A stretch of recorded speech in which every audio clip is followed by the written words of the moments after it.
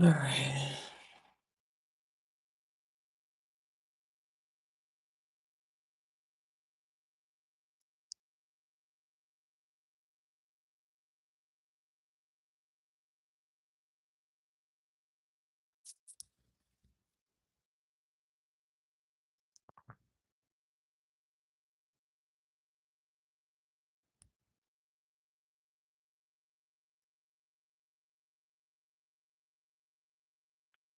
Hey, YouTube.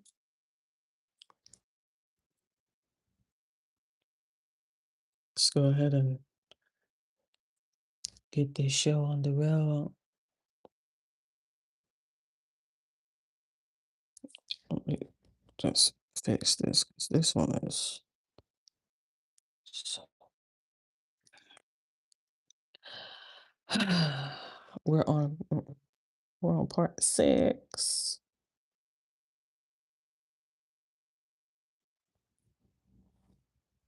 Part six. This one is called "Choose Hope," or in other words, believe it'll all work out.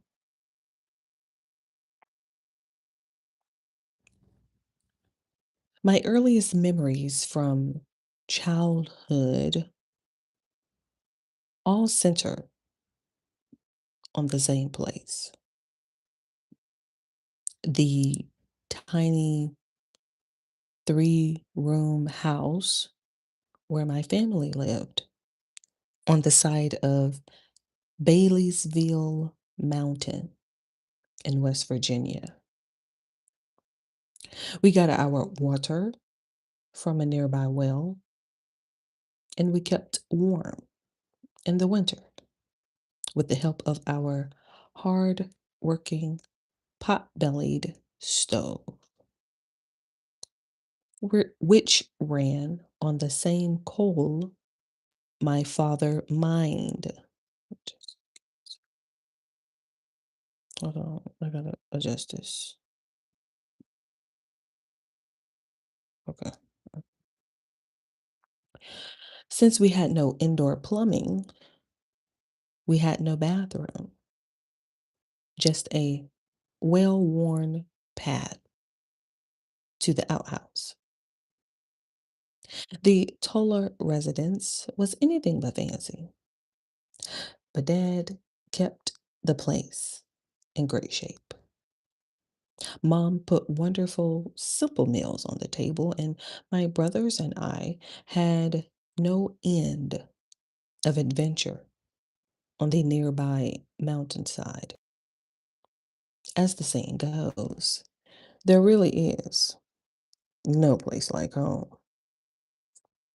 Saturday mornings were the highlight of the week for my brothers and me because that's when my family headed for the Wyoming company store to obtain provisions for the week. Hello, hello, hello. There was no big box discount stores in those days, but the Wyoming company store came close. This all purpose department store carried everything from groceries to hardware.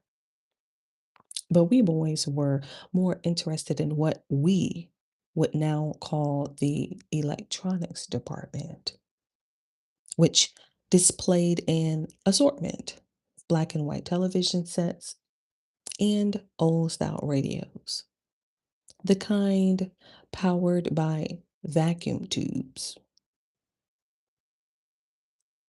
The kind powered by vacuum tubes? Wow. While mom and dad stretched their few dollars as far as they could, Mark, Terry, and I kept up on the adventures of Sky King on a Philco console television. We knew mom and dad could never afford such a luxury, but at least we got to enjoy it once a week. Each of those Saturday visits was a special treat for us that made it even more shocking when we returned home from one outing to find our tiny home engulfed in flames. Our house and nearly all of our few possessions were vanishing before our eyes. We leaped from the car and ran to the well, but Dad quickly realized that a bucket brigade could not stop the raging flames. I felt helpless, sick to my stomach, and afraid. Where would we live? Where would I sleep? What could we do to recover from this? I felt hopeless.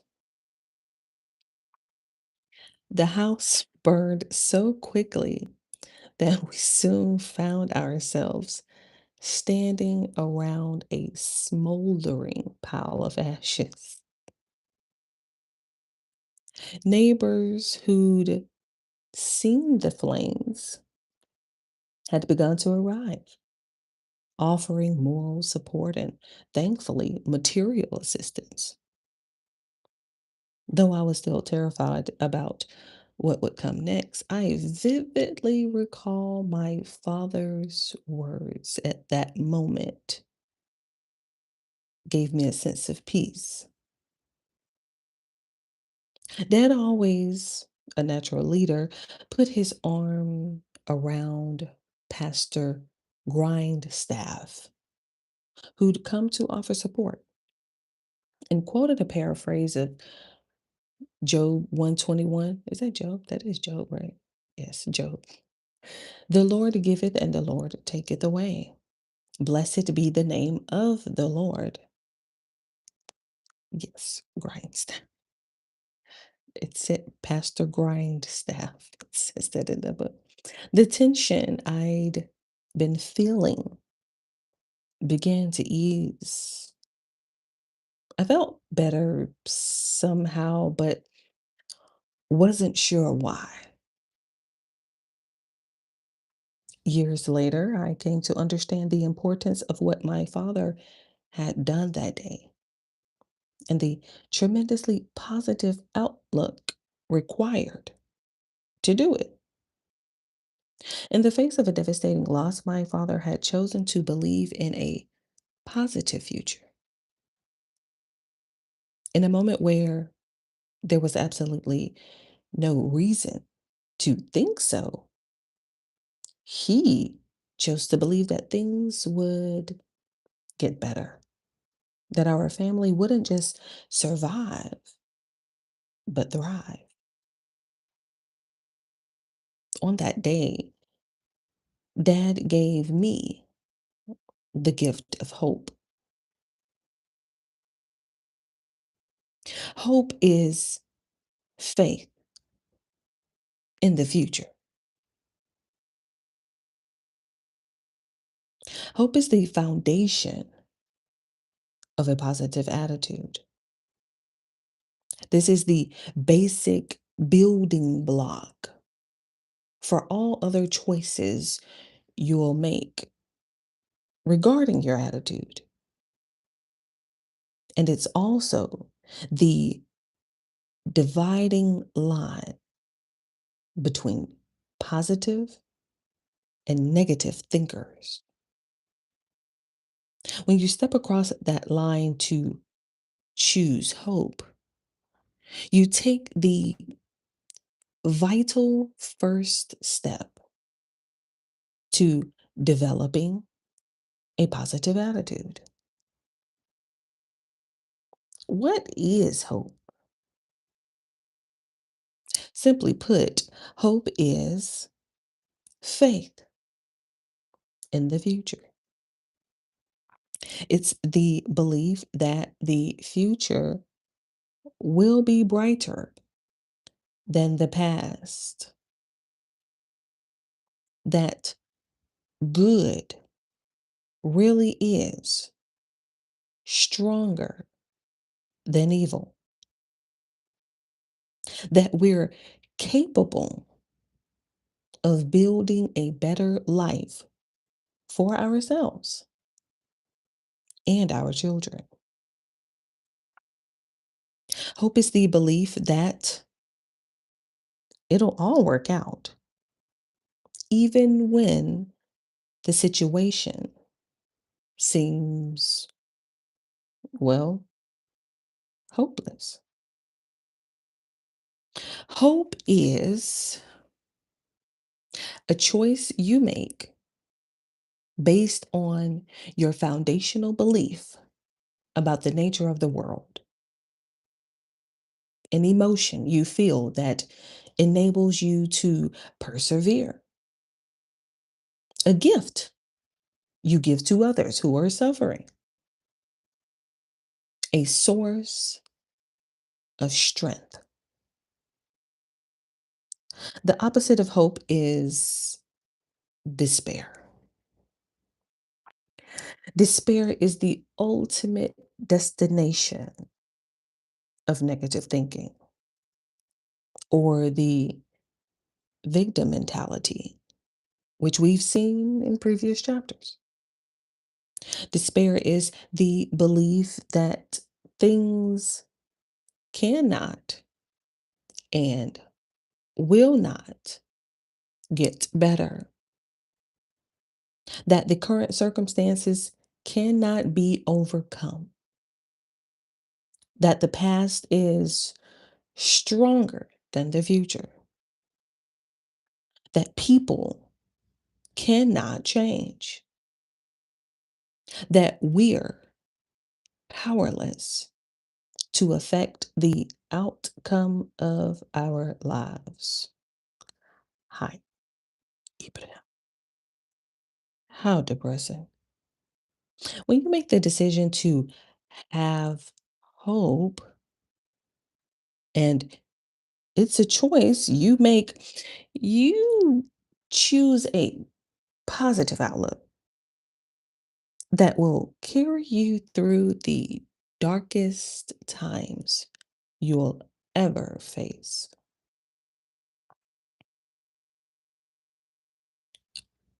Conviction is the source of hope.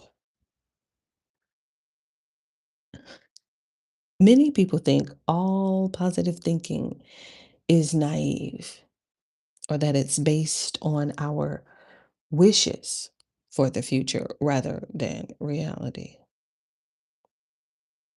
Pessimists often claim to be more realistic than optimists because they see things as they really are. Life is hard, people can be cruel, there are no guarantees, bad things happen.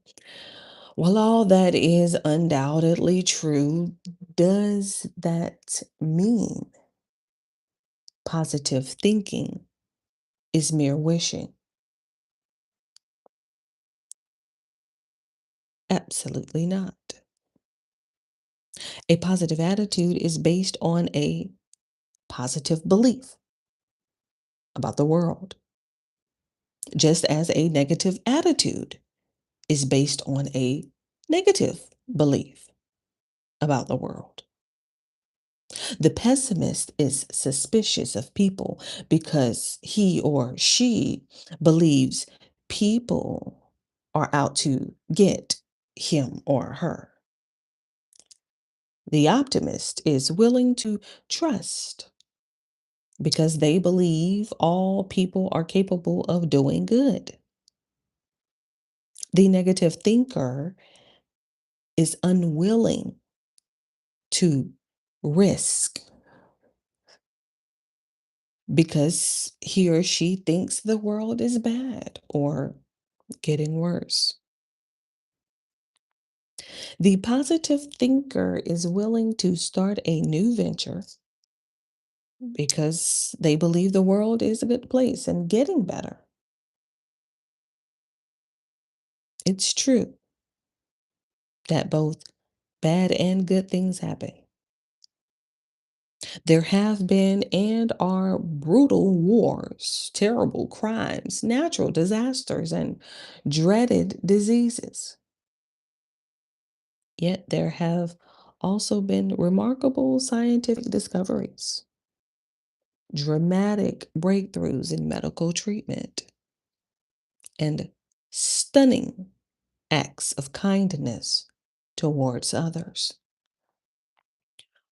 Why should we choose to believe that the worst will happen when a good result is clearly also possible? Why should we choose despair when we can choose hope?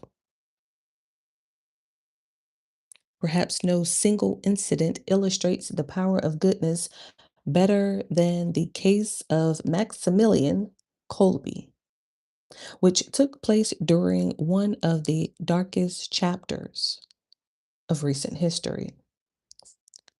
Father Kolbe was a Polish priest who died as prisoner 16770 in the Auschwitz concentration camp on August 14th, 1941. The Nazi regime, then at the height of its power, had imprisoned hundreds of thousands of people in concentration camps, notably Jews, but also political prisoners and others who were considered undesirable.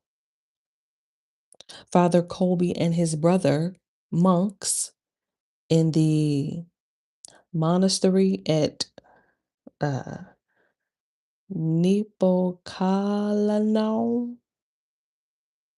Let me look it up. Let me look it up. Give me a second. Let me look it up real quick. Niepokalanou. Just show me how to pronounce it. I don't. How to pronounce Nipocalanau? I don't know. Hold on. Let me see. Put it up so I can hear. Where is it? Uh-oh. Oh, wait, let me see. Nipakalano. Okay, that sounds about right. Nipakalano. You have to say it fast. Nipakalano.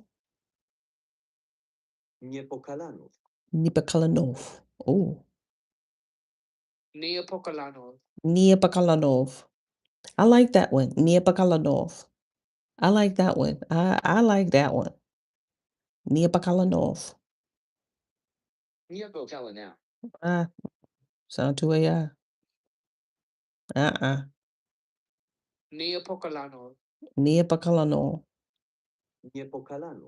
Niapakalanov. It's the same thing. Nipakalanov. Nipakalanov. I like Nipakalanov. All right. Father Colby and his brother, monks in the monastery at Nipakalanov, sheltered some 2,000 Jews from the Nazis. But he was later arrested for publishing anti Nazi material and eventually placed in the Auschwitz death camp. Hold on. Show you. Okay. After a prisoner escaped from the camp, the Nazis selected 10 men to be killed by starvation as a punishment for the escape. One of the men selected, uh, Francis, Francis, Francisek, and then something about Gajawas Gajon. Hold on, let me see. Kalano, Nipakalano, Nipakalano. I like that. Nipakalano, Nipakalano. Let me see how to pronounce this guy's name. Francis SZ. Oh, EK. Okay, uh-oh, we got the pronunciation.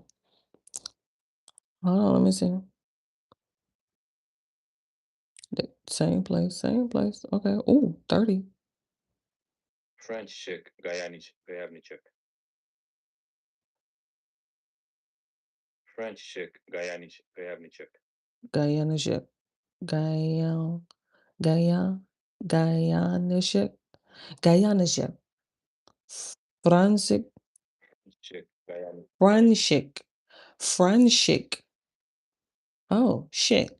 Franshik, Guyana shit. Oh, he got the CSZ. Oh, it's SZEK, and then his last name is CZEK. Franshik, Guyana shit. František Gajaniček. František Gajovnicek. Oh, František Gajonishek. Gajonishek. Oh, František Gajovnicek. Gajonishek. František Gajovnicek. Gajonishek. Gajonishek. He said Gajonishek. František. František Gajaniček. František. He said, and then he said František. František Gajovnicek. František. Gajonishek.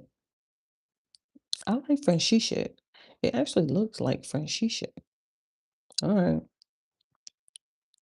One of the men selected, František Gajonishek, cried out, "My wife, my children. I will never see them again." Hearing that, Father Colby stepped forward and asked to die in the man's place. His request was granted.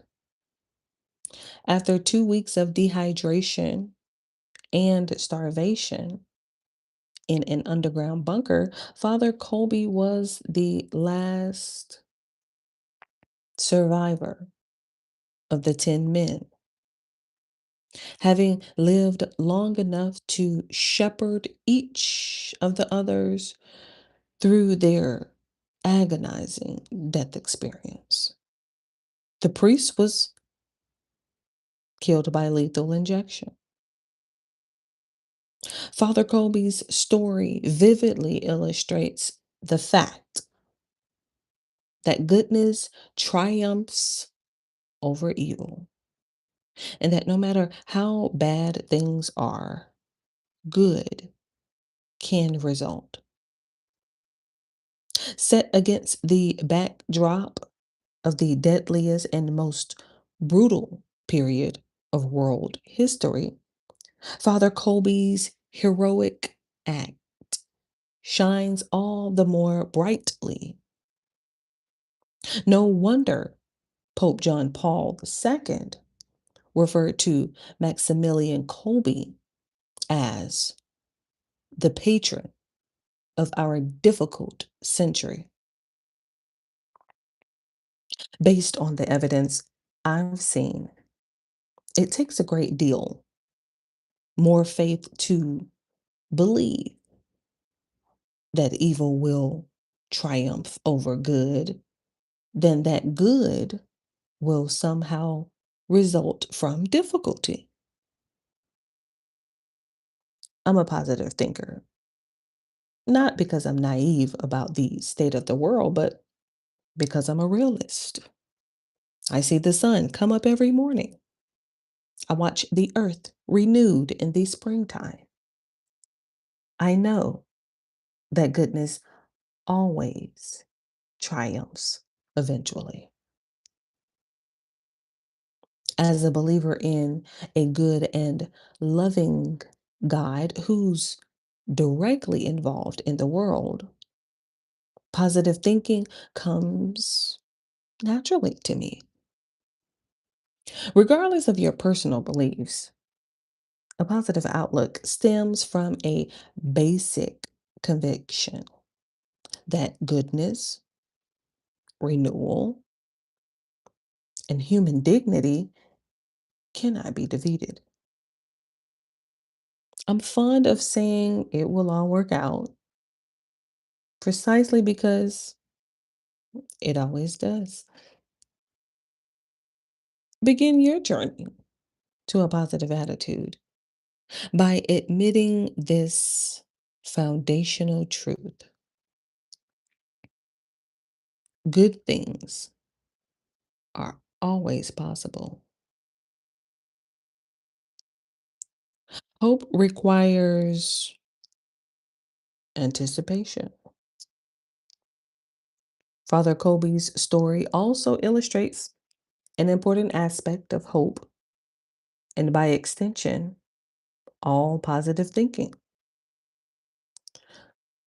Hope is necessary only when things are at their worst.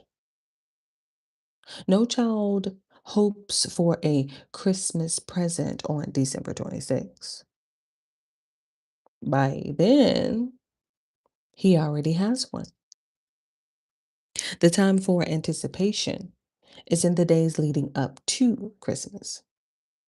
In the same way, we don't hope for a peace when peace is present already. And we don't hope for a better job when we just received a promotion and a raise. We don't hope for things we have. We hope for the things we don't have. Anyone can be an optimist when things are going well.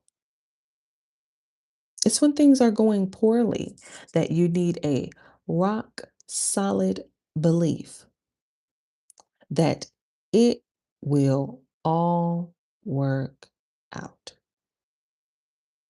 That's why I love a story I've often heard from Dr. Melvin Maxwell. It's about two boys who were twins, one an incurable optimist, the other a diehard pessimist. The boys' parents noticed differences in their temperaments and took them to a psychologist for evaluation. The doctor observed them and concluded that he could change their outlook and therefore their behavior. The psychologist placed the pessimistic child in a room filled with all the toys any boy could want. He put the optimistic boy in a room filled with horse manure. That should adjust their attitudes, he stated confidently. A video camera placed in each room allowed the doctor and parents to observe both children. Contrary to all expectations, the pessimistic child continued to have a dour attitude, complaining that he had nobody to play with. Surrounded by all the good things in life, he continued to see the world in a negative light. Then the psychologists and parents looked in on the optimistic child. They were amazed to find him digging through the manure. The psychologist ran into the room and asked, "What on earth the boy was doing. He said, with all this manure, there's got to be a pony in there somewhere. To have real hope is to be hopeful, even when things appear to be hopeless. Otherwise, it's not hope at all. Anyone should be able to feel hopeful and positive when they have money in the bank, a great marriage, perfect health, and a stress free life. It takes a genuinely positive outlook to be hopeful when things are bleak. Hopeful people see possibilities in every situation, no matter how bleak. Negative thinkers see problems where they should see celebrations. Choose hope. You don't need it when you're in a room filled with toys, but in a room full of manure. It sure comes in handy. No word for it.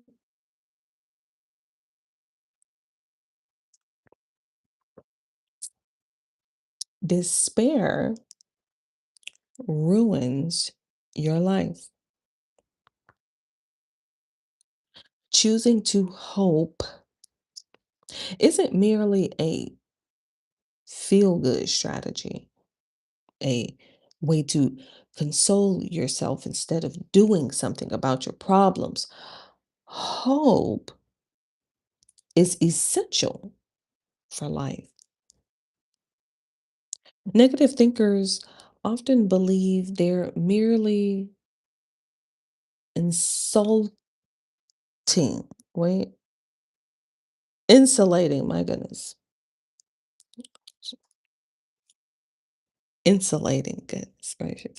Negative thinkers often believe they're merely insulating themselves from disappointment by expecting the worst. They expect it to rain on their parade so they won't be disappointed when it's stormy on Independence Day. They predict that they'll fail to make the basketball team because they're secretly afraid to get their hopes up. There's a kind of comfort in being able to say, see, I told you so when things go poorly.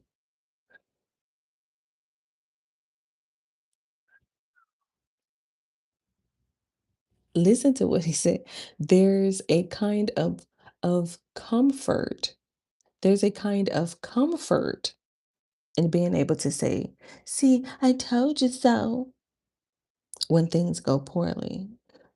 However, that negative thinking carries devastating side effects, as we've already seen. The worst of them is this: it leads to despair. Without hope, you'll not only fail to achieve your full potential, you'll also doom yourself to unhappiness, failure, and perhaps even tragic results.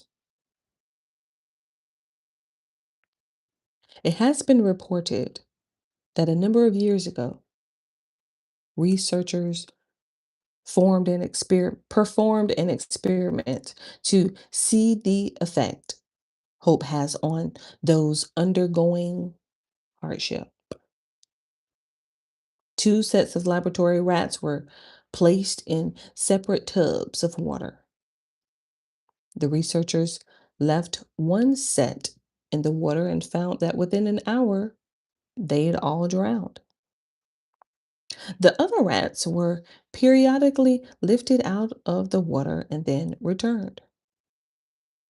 When that happened, the second set of rats swam for more than 24 hours. Why? Not because they were given a rest, but because they suddenly had hope. Those animals somehow hoped that if they could stay afloat just a little longer, someone would reach down and rescue them.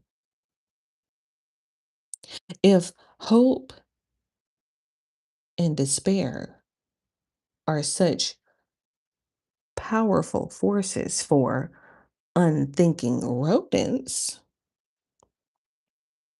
how much greater will be the effect on our lives? When you lose hope, you lose your reason to continue fighting. At that point, you become powerless to create change. When you choose hope, you choose to believe that there will be a future and that it will be brighter than today. It's your positive, hopeful attitude that makes your bright future possible.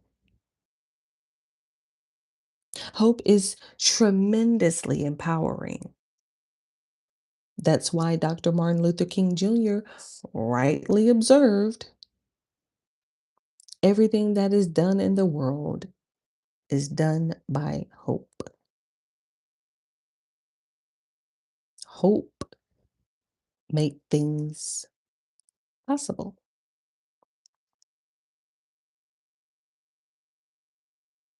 Choose hope. Two women who dramatically embody the power of hope are Gina de Jesus, Gina de Jesus, and Amanda Berry. Wait, let me get some water. Jesus Christ.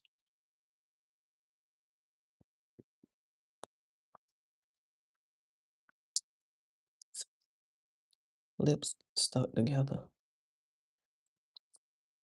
Two young women from Cleveland, Ohio, who were held captive for more than a decade, along with Michelle Knight, by a man named, is it Ariel Castro? For Amanda Berry, the ordeal began on April 21st, 2003, the day before her 17th birthday, when she accepted the offer of a ride from a schoolmate's father, Castro, who abducted her. Barry was held captive in his home, joining Michelle Knight, who'd already been held for some 8 months. Amanda Berry would be 27 years old and the mother of a 6-year-old daughter by her captor when she finally smashed through a door panel to win their freedom. A year after Barry's abduction, Castro convinced Gina de Jesus, just 14 years old, to get in his car to help find his daughter, who was a friend of hers. De Jesus spent most of her teenage years chained first in Castro's basement and then in a small upstairs bedroom where no sunlight could penetrate the boarded up windows. She and the other captive women often subsisted on once a day meals of cold, fast food.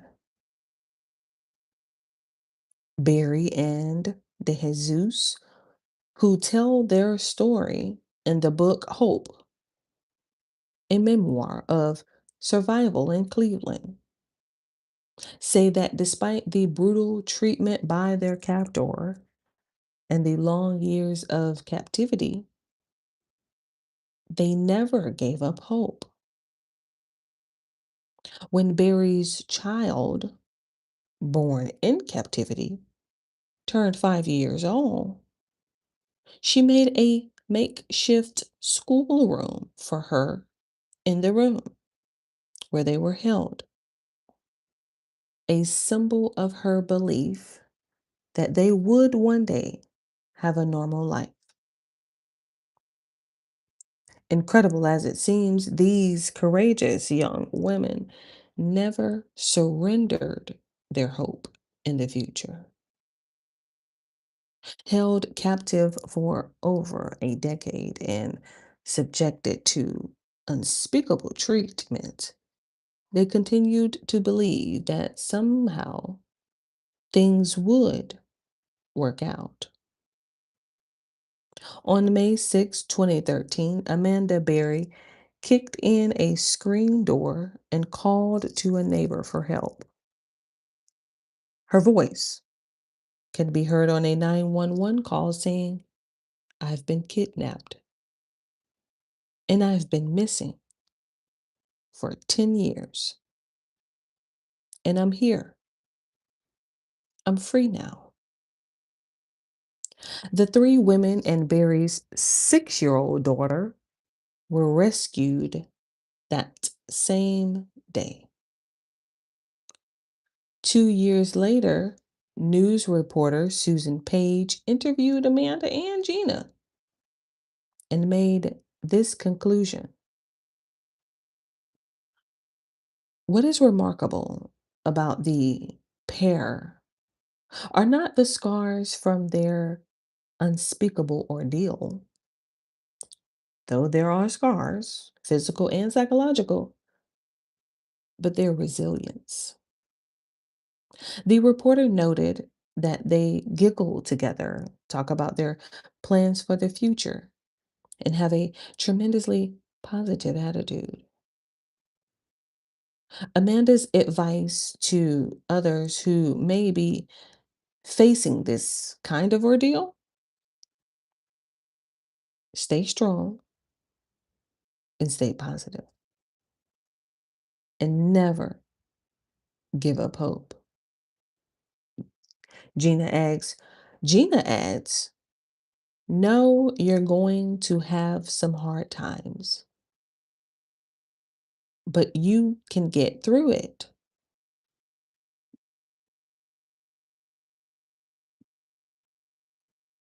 This is the power of hope. It enables you to endure. It creates possibilities. It keeps you in the game when the scoreboard tells you it should be over. Hope is the belief that no matter how bad things look, a good result is still possible. Choose to believe in goodness, in possibility, in renewal. Choose to believe in the future. Accept the gift of hope. But I say, unseen. I don't know what was going on over here in this chat.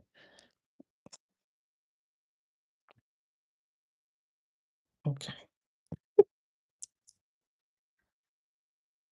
What was that?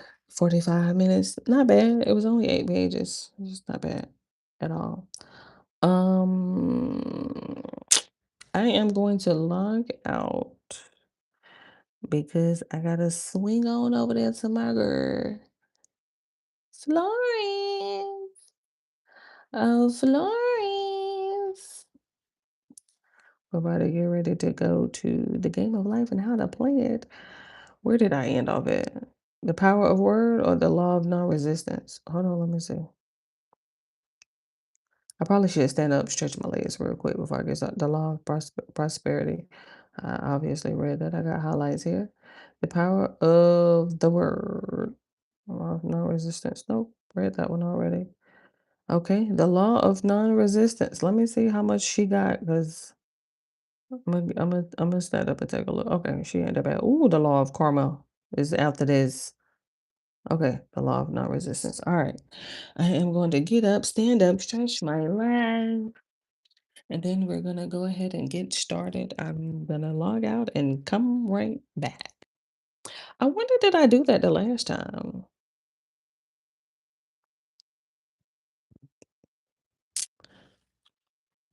I wonder did I log out of OBS the last time?